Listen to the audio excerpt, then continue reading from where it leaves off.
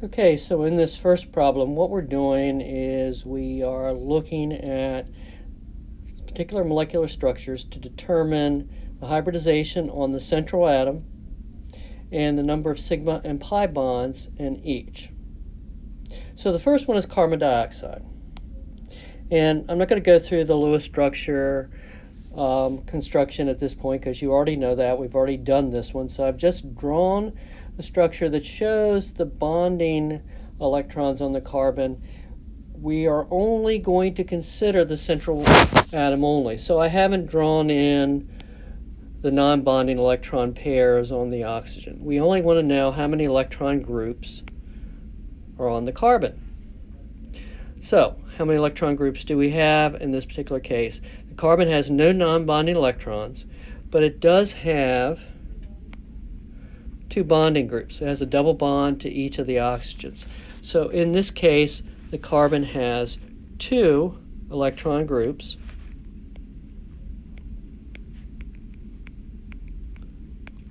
And we know that that corresponds to a linear structure. So what about the hybridization? Well, if I need two groups, I need two hybrid orbitals for the sigma bond. One for each of the sigma bonds to the oxygen. And we'll come back to the sigma versus pi in a minute. So two hybrid orbitals means I'm going to generate a hybrid by mixing a 2s from the carbon and a 2p. So by mixing a 2s and a 2p, I'm going to get two hybrid orbitals. Remember, the number of hybrid orbitals is equal to the number of atomic orbitals that we use in mixing. And so I need two orbitals. I need an s and a p. So I'm going to have sp hybrid orbitals. And again, I'm going to have two of those.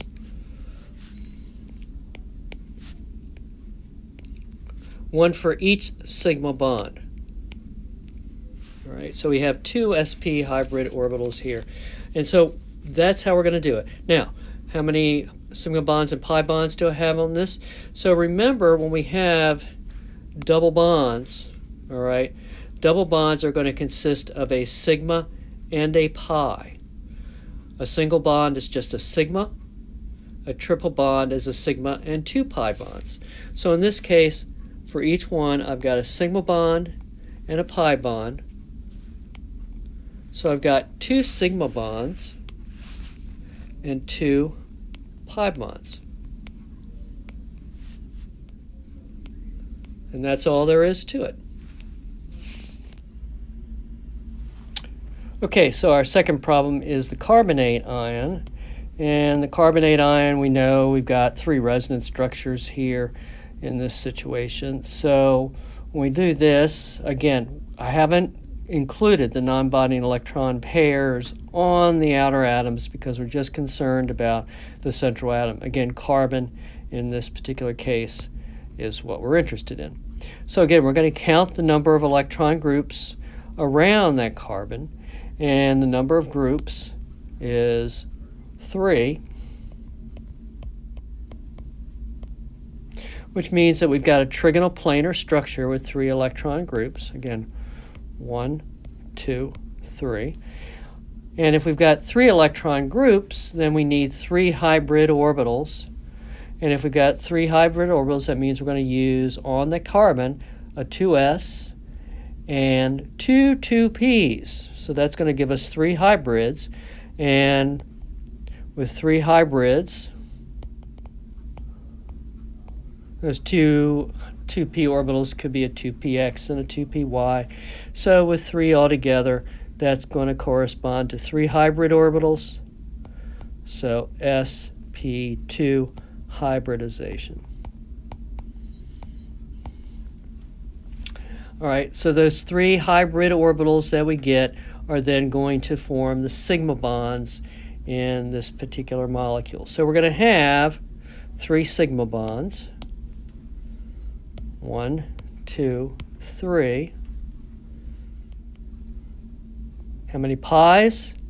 Well, in an individual resonance structure, we've got 1 pi bond. All right. Now, let me say a few words here, even though this problem is not asking about resonance delocalization that occurs. But you may recall from our conversation when we have resonance structures like that are formed from the p orbitals remaining. So again, we use 2 of the 2 p orbitals here for the hybrid. All right, but that means we've got 1 p orbital left, and that 1 p orbital remaining is going to form sideways overlap. And so when we have this resonance situation, basically that means that those p orbitals over the entire molecule are going to overlap, and so that the pi electrons are going to be delocalized over the entire molecule. All right, so that's what we have for B.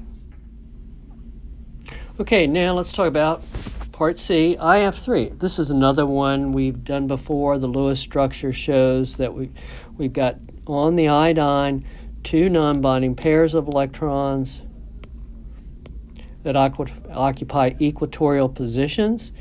And we've got 3 fluorines, obviously, that are covalently bound to that iodine.